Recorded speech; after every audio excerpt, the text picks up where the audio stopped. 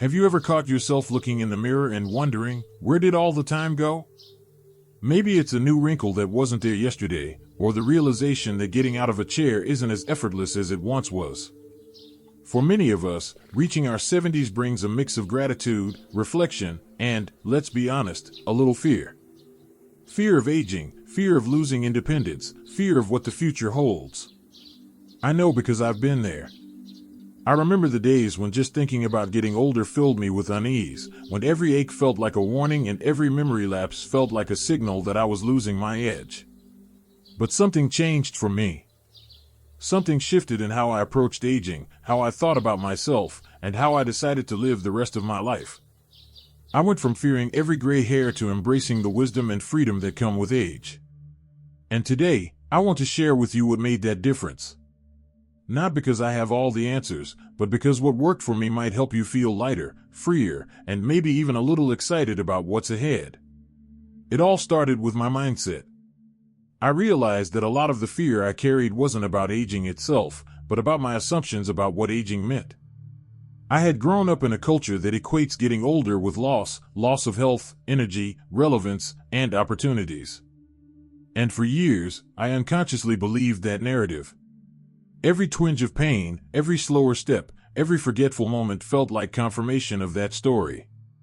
But then, I asked myself a simple question: what if aging doesn't have to be about loss? What if it could be about growth? That question was small, but it planted a seed that completely changed how I viewed my later years. Once I started challenging those old assumptions, I took a closer look at my daily habits. For starters, I began to focus on movement, not in a forced, I need to exercise or I'm failing kind of way, but as a celebration of what my body could still do. Walking in the park, stretching in the morning, even dancing in my living room became not just exercise but a way to connect with my body and honor its capabilities. Movement reminded me that my body, even at 72, was still capable of growth, joy, and strength. I no longer feared the physical signs of aging because I was actively nurturing what I could control. Another shift came when I reconsidered how I spent my time. I noticed I had been holding on to busyness as if my worth depended on it. Work, chores, obligations, it was endless, and often it left me exhausted and anxious about the future. One day, I simply stopped. I started saying no to things that drained me and yes to experiences that nourished me. I began reading more, connecting with old friends, taking quiet moments just to breathe and enjoy life. The realization was profound. Aging gave me the freedom to prioritize what truly mattered. Suddenly, the idea of getting older didn't feel scary, it felt liberating. I also began to embrace reflection. Instead of dreading memories of past mistakes or lost opportunities, I began celebrating them as lessons. Every joy and every setback had contributed to who I was today. I started journaling, writing down thoughts and gratitude, and even the small wins of each day. This practice created a sense of accomplishment and continuity. Aging wasn't about decline, it was a chapter filled with growth, learning, and insight. Perhaps the most surprising change, though, was in how I connected with others.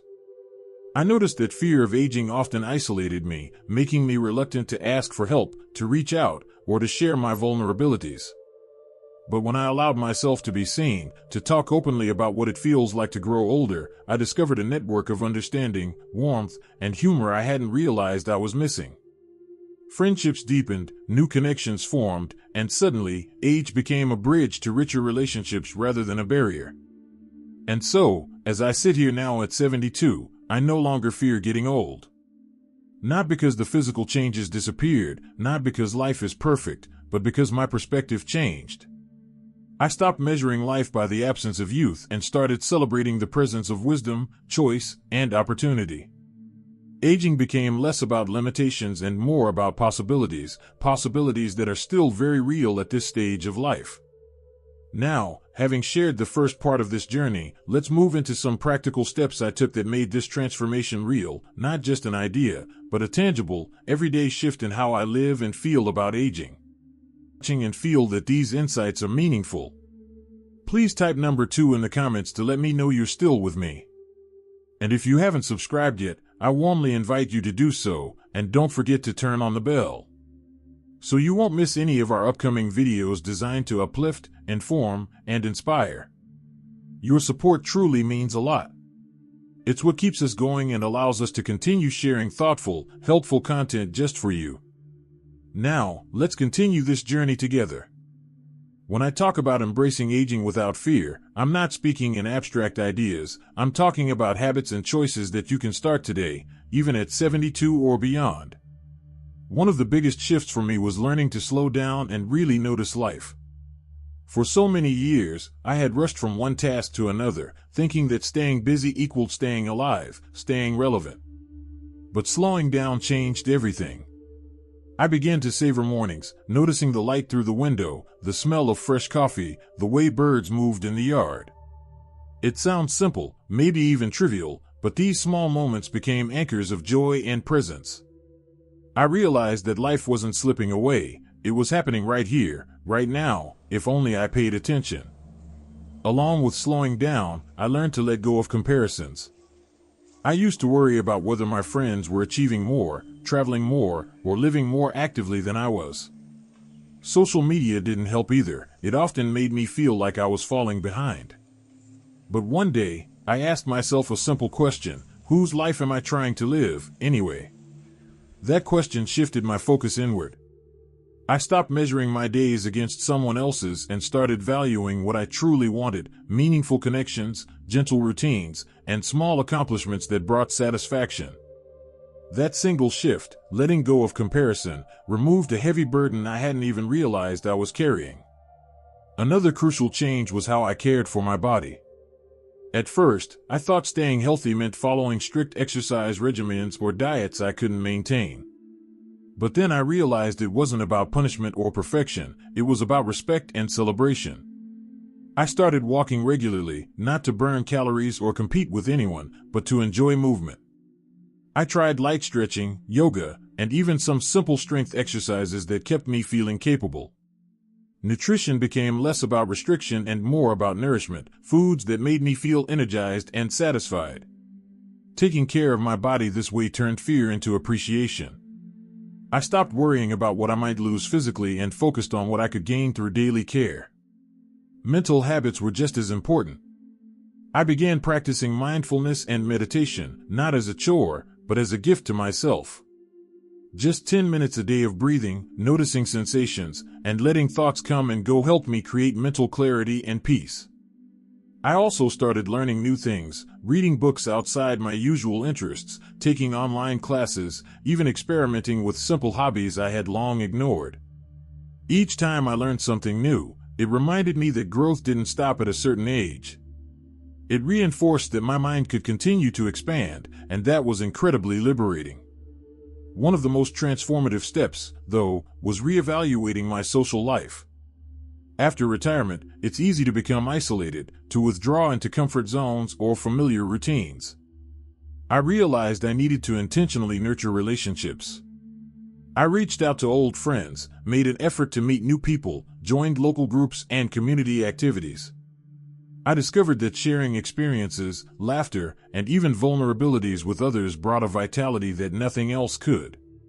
Relationships became a source of resilience and joy, not a reminder of aging or limitation.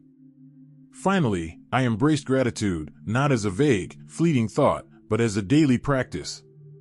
Each evening, I reflected on moments that brought happiness: a warm conversation, a bird perched on the windowsill, the taste of a favorite meal, or even just the quiet of a calm evening.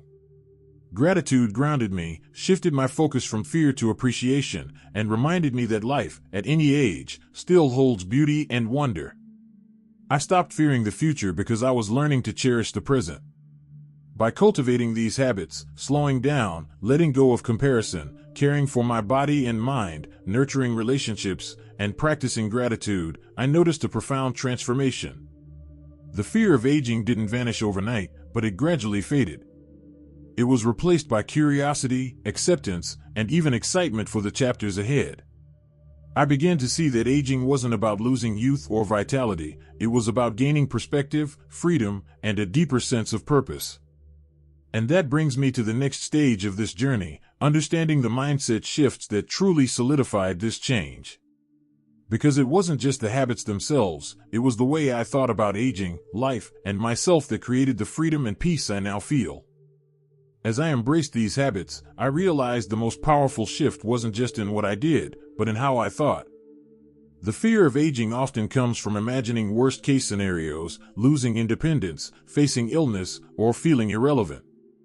I noticed that when I stopped imagining these what-ifs and instead focused on what I could do, my perspective transformed.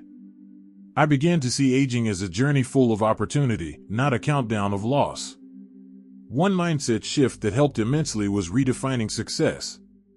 I used to measure my days by accomplishments, milestones, or productivity. But as I got older, I realized that success could simply mean living fully in the moment, showing kindness, learning something new, or connecting with someone meaningfully. Small acts became meaningful markers of a good day. And the beauty of this is that these small, deliberate choices are entirely within our control. They don't rely on youth, money, or status. They rely on presence, attention, and intention. Acceptance also played a huge role. Accepting the changes in my body, my energy levels, and my routines didn't mean giving up. It meant working with what I have and finding joy in it. I stopped fighting what I couldn't control and started channeling my energy toward what I could. That might be a leisurely walk in the park instead of a long hike, a quiet morning spent reading instead of a bustling social calendar, or a slower-paced hobby that brings satisfaction rather than stress. Accepting my limits freed me from frustration and allowed me to celebrate what remained, and that is incredibly liberating. Another critical realization was the importance of purpose. Even at 72, purpose doesn't disappear, it just changes form. My purpose shifted from career achievements and external validation to nurturing relationships, sharing experiences, mentoring younger people, and cultivating joy in everyday life. Purpose isn't about grand gestures, it's about consistent, meaningful engagement with life. And when I aligned my actions with that purpose, I found a deep, sustaining contentment that made fear of aging irrelevant. Reflection and storytelling became tools for perspective, too. I spent time writing down my experiences, lessons, and memories. It wasn't about reliving the past nostalgically, but about recognizing growth and resilience. By reflecting, I could see how much I had already navigated in life, and how capable I was of facing whatever came next. This practice of reflection made me feel connected to my own story, and that sense of continuity is a powerful antidote to fear. Finally, I embraced joy in the small things. Joy isn't only found in celebrations or milestones, it's found in a cup of tea on a quiet morning, a shared laugh with a friend, the warmth of sunlight on your face, or the rhythm of a favorite song. By noticing these moments daily, I trained my mind to appreciate life as it is, rather than fearing what it might become. This conscious focus on joy reinforced the habits and mindset shifts I had cultivated, creating a positive feedback loop that made aging something to embrace rather than dread. So, what can you take from all of this? First, it's never too late to change your perspective. You don't need to be young to rediscover curiosity, purpose, or joy.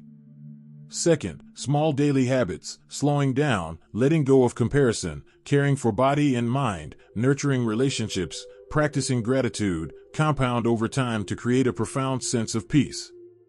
And third, mindset is everything. Accept what you cannot control, focus on what you can, redefine success, and actively seek joy. If you've ever felt anxious about getting older, I want you to remember this: fear only has power if we feed it. Shift your focus, cultivate habits that support your well-being, and allow yourself to savor the present. Life after 70 isn't a decline, it can be a season of clarity, connection, and even exhilaration. The freedom comes when you stop worrying about what's lost and start embracing what's possible. I'd love to hear from you. What are the small changes or mindset shifts that have helped you feel more at peace with aging? Share your thoughts in the comments below, because your story might inspire someone else. And if you found value in this conversation, don't forget to like the video and subscribe for more reflections and practical tips for living fully, no matter your age. Here's to embracing every day, finding purpose in the present, and living your best life at 72 or beyond. Age is just a number, but your mindset is everything. Remember, the freedom and joy you seek are already within reach. You just have to take that first step.